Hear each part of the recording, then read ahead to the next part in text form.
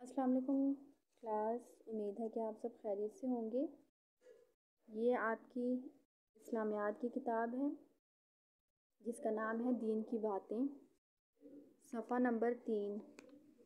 آج ہم اس پر کلمہ طیبہ کی پڑھائی کریں گے پہلے، اور پھر اس کا ترجمہ پڑھیں گے، اور پھر اس کا کلمہ طیبہ اس کا مطلب کیا ہے اور ہمیں پڑھنا چاہیے کس کس ٹائم پہ، وہ آج ہم آپ کو بتائیں گے اس میں، ٹھیک ہے؟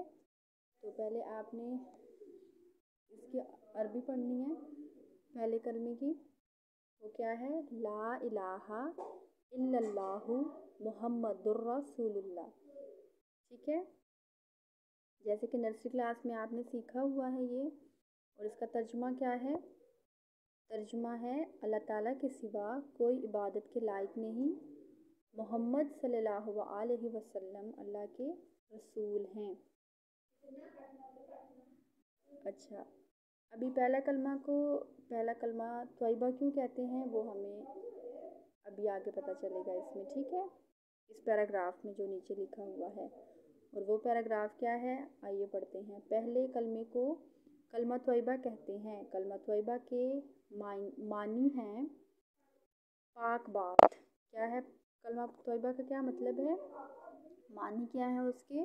پاک بات۔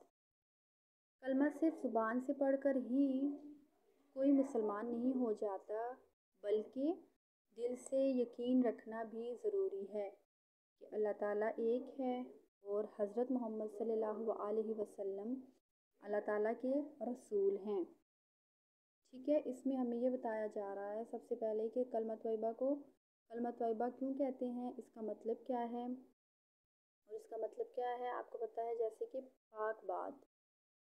اور کلمہ طیبہ کو زبان سے پڑھ کر ہی ہم لوگ مسلمان نہیں ہو جاتے، بلکہ اپنے دل سے پختہ طریقے سے یقین رکھنا، یعنی کہ پکا یقین رکھنا کہ اللہ تعالیٰ ایک ہے، اللہ تعالیٰ کے سوا کوئی عبادت کے لائق نہیں، اور حضرت محمد صلی اللہ علیہ وسلم اللہ تعالیٰ کے رسول ہیں، ٹھیک ہے؟